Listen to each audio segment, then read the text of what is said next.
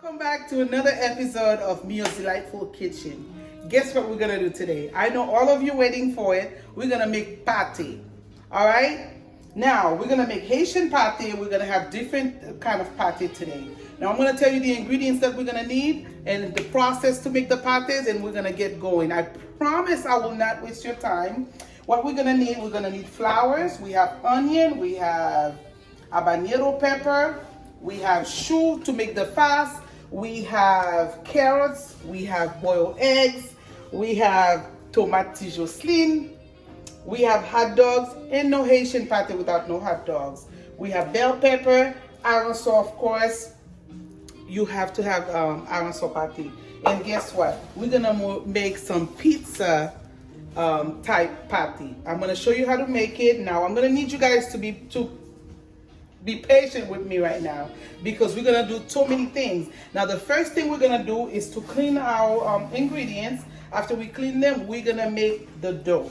Now I'm gonna start over with the cleaning process, and then we're gonna start with the dough. We're gonna start with the dough, and after we make the dough, we're gonna proceed to the next step. And I'm gonna tell you why we're making the dough first, because the dough needs to rest for at least 30 to 45 minutes after we mix it up. So after I make the dough, we're gonna put it aside. We're gonna start chopping things up. We're gonna boil our aranso. Now this aranso is already clean. It's partially washed, meaning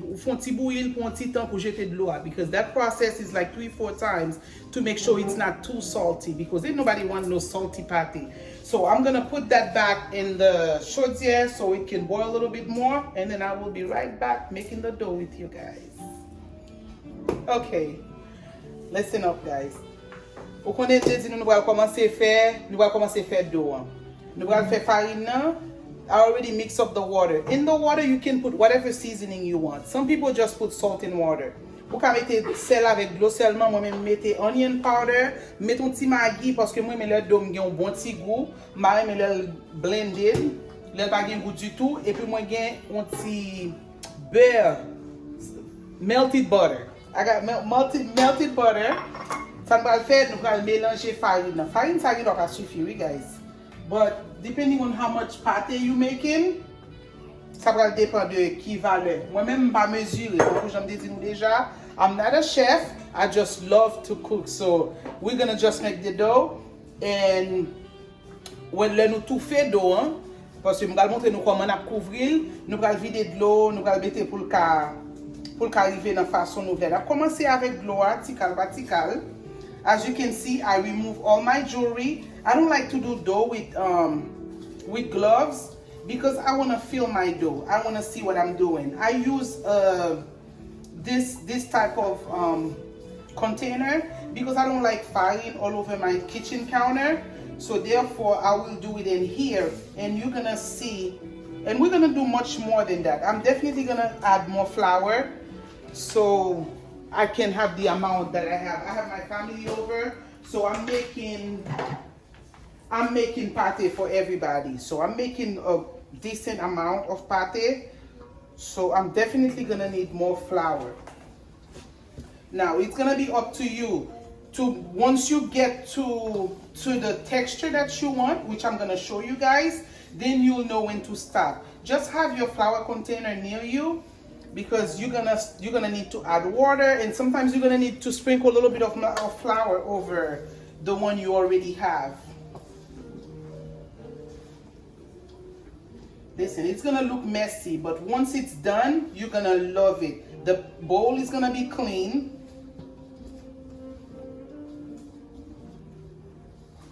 When I grew up, I remember when I've seen people make pate, some people just add salt and water. They don't add no épices, nothing to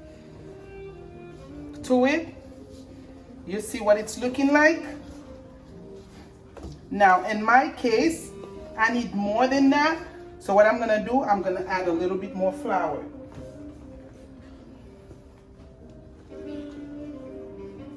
There's no need to be fancy, honey. This is my pate container. People have different containers for different things that they do. I don't use flour too much at my house. You add the water. And then keep mixing it until you get to the texture that you want. that might be about right. But remember, you can add more as you go. So pas faire sport pour journée, this is your exercise, honey, because your arm is gonna hurt. Chapeau bas pour moun qui fait pâté pour vendre. When I make it for my family, sometimes my arms get so tired. But gen moun, le m'a grandi Haïti, gen moun se pâté yo fait pour yo voye petit yo l'école. Chapeau bas pour moun sa yo, en pile respect pour yo parce que pour moun nan fait pâté pour l'occuper combien ti moun, voye ti moun l'école, that's a lot. Ase bat pâté, c'est pas bagay qui facile. Des fois, le m'a viré comme ça, le m'a ajouter trop de l'eau, ça me fait me passer même dans de l'eau, moi mouiller même et puis m'a viré pâté. Parce que m'a ajouter plus de l'eau, m'a faire plus pâte. You keep squeezing it until you get to what you want. Eventually, all of that that's in the bowl is gonna incorporate into the dough. Honey, put your exercise arm on because you're gonna be squeezing.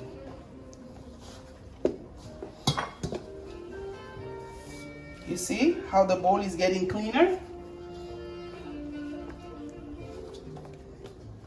Il y a des gens qui utilisent la machine. Moi même beaucoup fait la machine là, I don't know.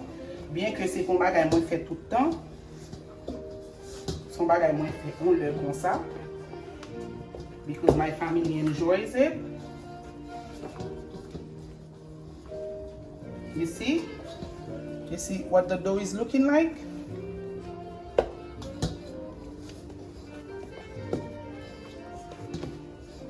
Even then, let's say it gets to that texture. It's getting pretty close to what we're looking for.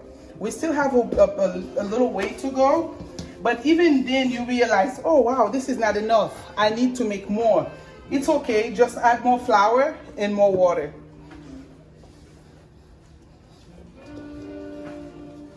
Okay, now that we get to the texture that we want, before I touffee, meaning I'm gonna tell you what my touffee process is. You add a little bit of melted butter. This is when you add it. You add a little bit, not a lot. I probably melted too much. Vous brassez là avec lui. If while you add the butter, you feel like it's too liquidy under your hand, you can add a sprinkle of flour. You can add a sprinkle of flour before you touffee. What I'm gonna do to touffee, I'm gonna take, you can take a napkin. I usually use a paper napkin. When mouillé li, I'm gonna show you how I do it, exactly how I do it. You see how, if you feel like it's not right under your hand, you add more flour. You sprinkle a little bit more flour. That's it. Until you get where you want, because you want that butter to incorporate well into the dough. Après, l'on fin fait li, ou fin satisfait, j'ensemble, hein? That's it. Put it like this. Like that, like this, like that. And then you grab your paper towel.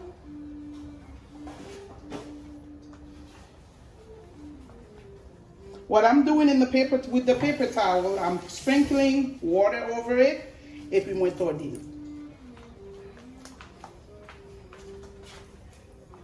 And then you put it over your dough. And then that's why I said we have to do it first. If the paper is too small or too big, you rip a little bit out of it, and then you make sure it's covered all the way. Like this. Like this, like so. Now you put that to the side. About 30 to 45 minutes, you come back, you mix it up again, and then you move on to the next step. Now what I'm gonna do, I'm gonna prepare the other stuff, and I will be right back once everything is prepared. Ok, kounya na préparé face là. Ça nous va mettre en dedans pâté. Now, face général là, c'est ça qui gagne tout ingrédient et végétable. Kounya m'a préparé It's a sort of pickles. I haven't made pickles with you guys yet, but this is a semi pickles. I'm gonna put the chou. I'm gonna rash it the cabbage. The reason I don't use this, I don't like the way it looks when you wrap it the cabbage with this, because it looks too small. I like when my cabbage look long. It's a matter of preference. You don't have to do it like that. That's how I like it. So I'm gonna put this, and then I'm gonna add my carrots, and I'm gonna show you how I do it. It's a semi pickles, but I'm gonna add a little bit of tomatoes to it, which we don't add in our pickles. Okay, I've shredded my cabbage. I don't need that much because we're gonna put meat, we're gonna put different stuff in there. So now I'm gonna shred my carrots.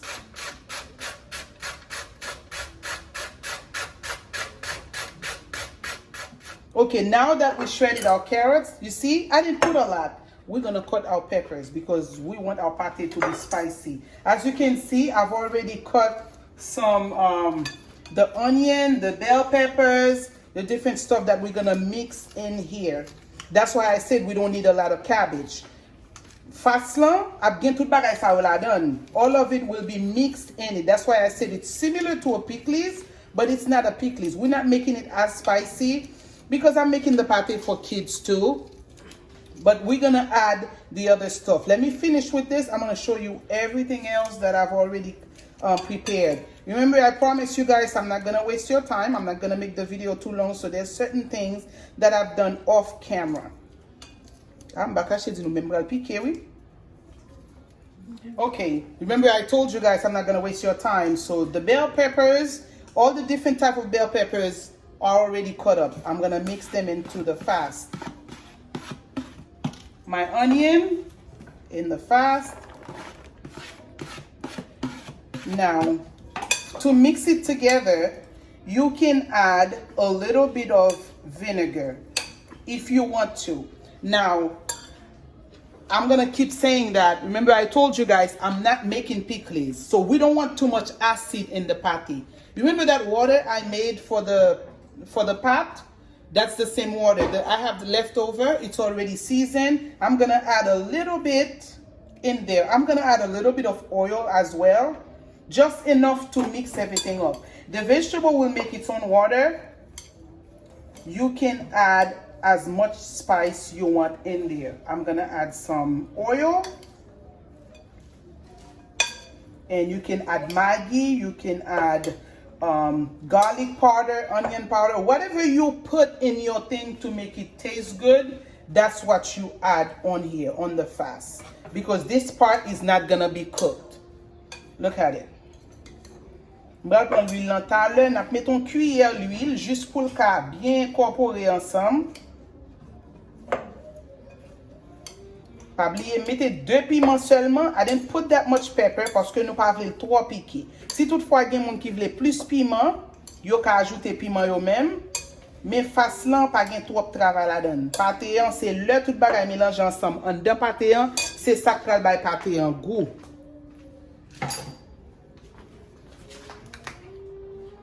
C'est ça qui va pâté en goût. C'est pas Jean ou prend temps pour faire facio. Pas oublier, moi-même, moi fais affaire pam, Jean pam, ou même tout, si vous faites affaire pour façon pau, mettez en bas vidéo à comment vous faites pâté pau.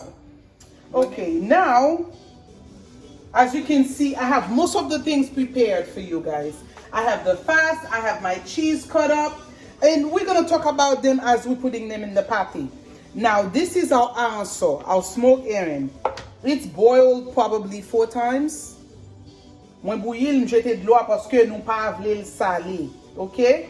Li gon paquet ciseaux la donne. I don't know if you guys can see. These are the little bones. What I do, m'pile l pou m'ka wetire l. Gen moun ki blend l.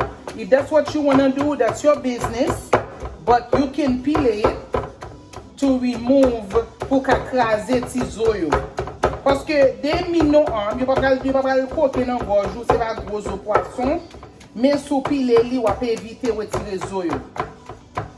Wap evite zoyo wap fè manger. Si ou kon mange pilon pilel, gen moun ki blendel. made. The zo are so fine. With the smoked herring, you don't have to do much to it. Trust me, because it's so easily cooked. The 4 times that I boil it, guys, li gen tan vin tellement mou. Li gen tan vin tellement mou.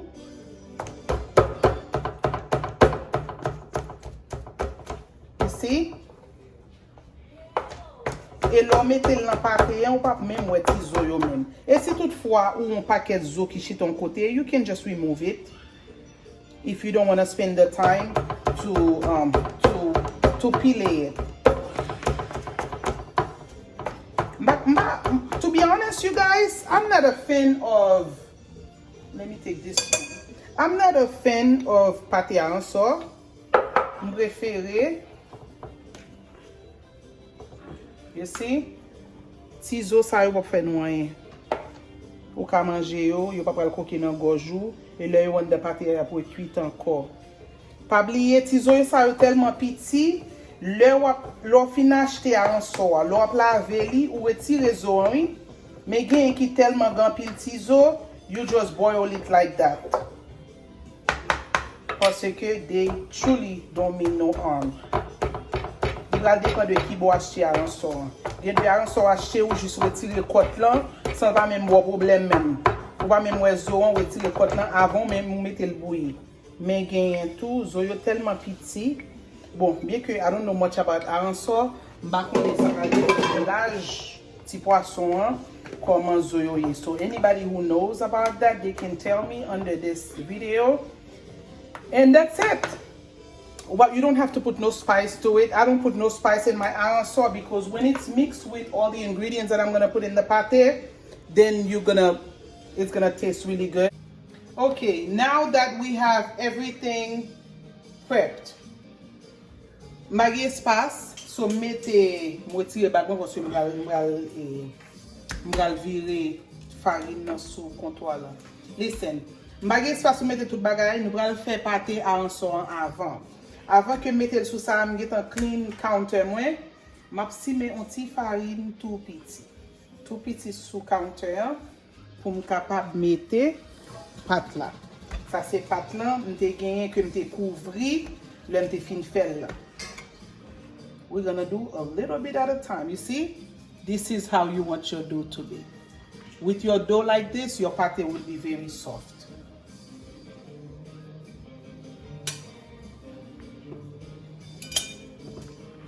Passe un petit farine dans le rouleur pour ne pas coller. Et puis, you just roule your pate. Now, j'en coupe farine, ça va dépendre de qui grosseur ou vle pate. Gen moun qui remet gros pate, gen moun qui remet petit pate petit. Moi-même, je vais faire différents sizes parce que il va dépendre de qui moun k'ap manger. Si c'est pour petit moun, nous fait pas trop gros parce que si moun yo pas fin tellement remet gros pate. Et là où le ou pas vle rouler trop fin comme ça tout ou pas vle trop gros. Ah, besoin de fourchette. Là, fin rouler jonvler là. It doesn't have to be all perfect, cutie or whatever. But if you want like this piece right here, some people would just cut it. Parce que les pour égal, vous mettez.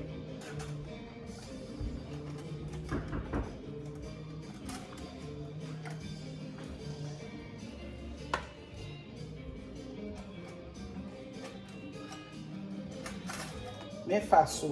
Piqué, pas trop piqué. Un bon pâté haïtien. Vous mettez les œufs là-dedans. Je coupe les œufs parce que je ne veux pas un gros grain d'œufs tout entier là-dedans. Je coupe parce que quand on va coller dans là-dedans, vous voulez joindre un petit œuf là-dedans tout. Vous mettez tomate. Tomate nan pral bal bon petit juice en dedans. Fait me songer pâté Haïti. Après ça, ou bien doit couvrir. Vous couvrir comme ça, like this, like so. Peser de sous côté yo. Prends une fourchette pour moi, s'il te plaît. OK. Après ça, pour le pas ouvrir dans l'huile, là, m'gè tan gen l'huile moi k'ap chauffer. L'huile moi ap chauffer là.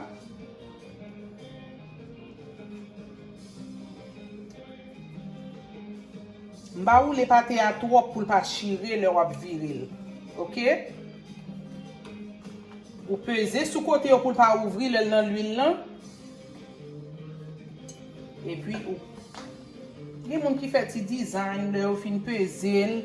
It's all about design in your brain. Ain't nobody got time for that. We're gonna eat some good pate.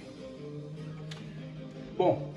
Comme nous connaissons, nous vivons dans era côté où ka mettre un thermostat dans ça pour checker comment l'huile là. Mais longtemps, me songeais l'aime dès qu'on a sorti l'école, moi mon yo regarder si l'huile yo chaud, ça yo fait un truc, yo fait yo retirer un petit morceau farine yo la gueule dans ça. Durant que ti farine nan levé, that means your oil is ready. If you look at my little flour, tout ça c'est truc m'a ban si nous pas gen tools qui pour nous checker pour nous voir si l'huile nous chaud. Et puis l'huile chaud ou mettez le mais pendant l'huile la poko chaud on doit faire l'autre pâté toujours. L'huile là, nous pas voulons mettre le trop chaud tout. C'est ça que fait pas fin mettre le sous high net parce que moi je voulais pour le prendre temps pour le chaud. Donc il doit commencer rouler pour nous faire l'autre pâté pour nous mettre plusieurs dans l'huile là at the same times.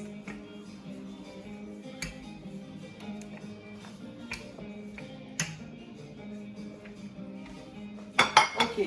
Quand nous avons pâté à un saumon cap frit, on va faire une démonstration pâté hot dog là. Pas oublier pâté ou c'est ça voulez ou mettez la dedans. Avant règle spécifique, comme faire avec ceci, comme faire avec cela, whatever you want to put in there, that's what you want, you put in there. Mais même on l'a quand même mettre typique les yeux la donne, œufs et tomate, OK? Pas oublier tomate là, nous couper d'abord et puis nous juste couper. Nous allons mettre un morceau comme ça, tout nous doit mettre une tout entier. Ou pas faire pâté à trop fin pour pas de problème pour virer. Pour virer, pour peser. Pour peser et puis ou rouler pointe là pour ne pas ouvrir le l'huile là. L'on fin rouler pointe là, vous doit prendre une fourchette pour peser. You use a knife, you press it.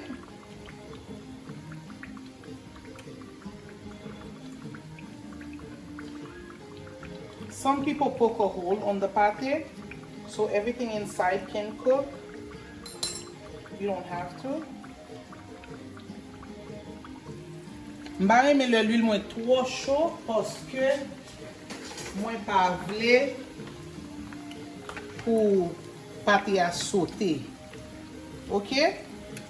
Quand y a fin fait pate ça, m'bra montrer nous comment pour nous faire pate pizza. This is the surprise I had for you guys. Gen bagay que nous pas besoin. Pate pizza, n'a besoin salami ou bien pepperoni, whatever you guys like. I choose salami. On sauce tomate. Nous pas besoin de sauce tomate non, mais pour nous faire saveur pizza, li bon leur bien un petit sauce tomate. Et puis on l'autre ingrédient qui est important, c'est fromage. This is mozzarella cheese. I cut it up in cubes, or if you want, you can buy the cubes already made. Now, you know kids love pizza. So, last time I made this, my kids devoured that pizza.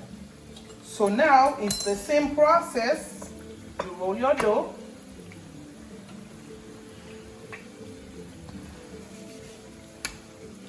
When l'huile n'est pas chaud, ma pizza m'a sauté dans du feu, it's taking its time. Parce que we're not in a hurry, we want it to be done right. Nous besoin pour tout ingrédient dans yo cuite. Parce que c'est chaleur du feu à cap cuite.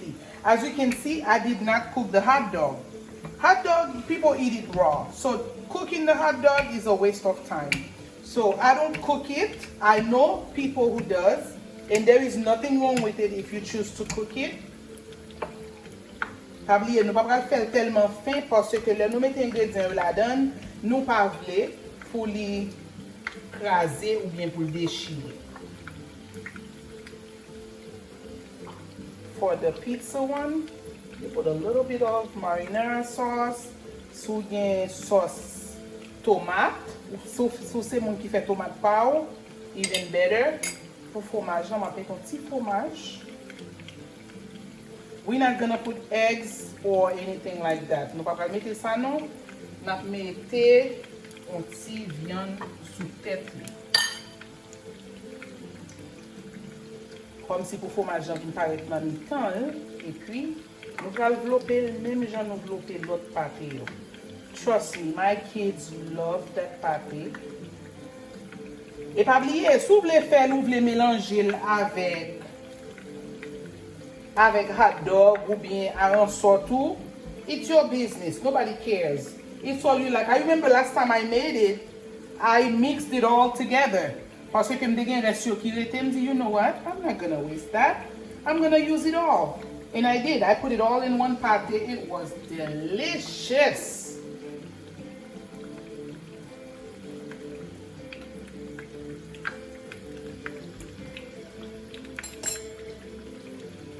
Where's my piece? Oh. Excuse me, you guys. I'm in and off camera. Et pâté à nous besoin. Nous pas besoin, ouais, même. C'est pâté à nous besoin, ouais. Vous virez pâté à pour ça pas trop gonfler. Et puis nous allons mettre pâté ça dans l'huile. Guys, mes amours, le pâté au fin fait, je vais montrer nous là. Moi, j'ai tous les trois pâtés différents. Moi, j'ai un sort. Moi, j'ai hot dog. Et puis, moi, j'ai pâté pizza. Let me finish. I'm montrer nous the finished product. And I promise you guys, it will be delicioso. Okay, now look at our pate. They're looking delicious. Let me hold this now. I don't want to get burned. Nous avons les pâtés nous pour couler, mais il faut pas faire un petit couler. Remember, put your pate on some paper, so l'huile peut absorber dans papier ça et puis nous transférer pour nous montrer nous the final product. Okay, there go our pate, guys. We're gonna open it together. This is our pizza pate. You see that cheese in there? Oh my goodness. Looks so delicious. Look at this, you guys. Look at this. Look at the cheese.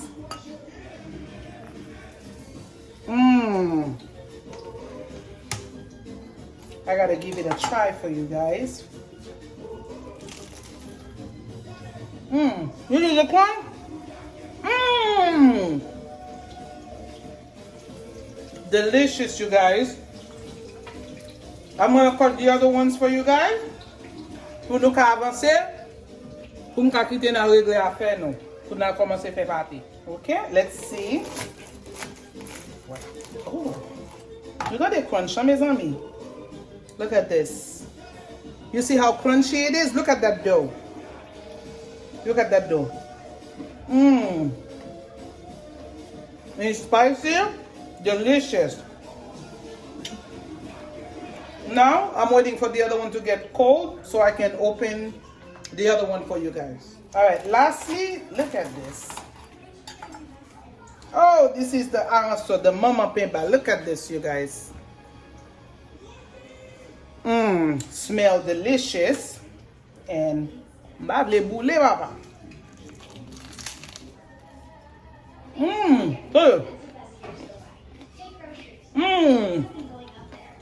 This is the crunch you want to achieve in every party.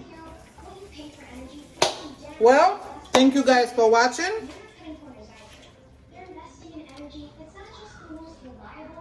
Alright guys, thank you again for watching. I really appreciate you guys. Thank you for watching the whole process. I know it was long, but I'm so happy that I was able to bring you guys a pate recipe that is very easy, that you guys can do at home. You can do with your family, and everybody can help. It's very delicious and simple. Thank you again, guys, and thank you for watching. Remember to like, subscribe, share, turn on your notification box so you can see new videos when I put new recipes and new things that I do on here.